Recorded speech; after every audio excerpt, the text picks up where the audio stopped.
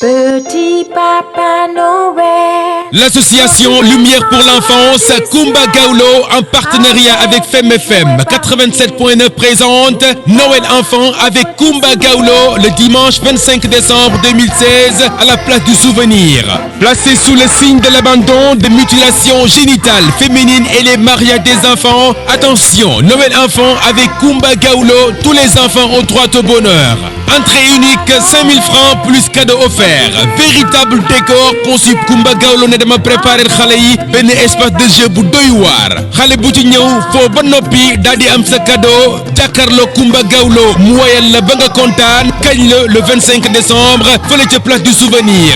Entrée unique, 5000 francs plus cadeau offert. Réservation au 77 604 75 19 wala 33 827 39 95. Attention, Kumba Gawlo, la diva à la voix d'or, Noël bi dafay neex ak xale yi.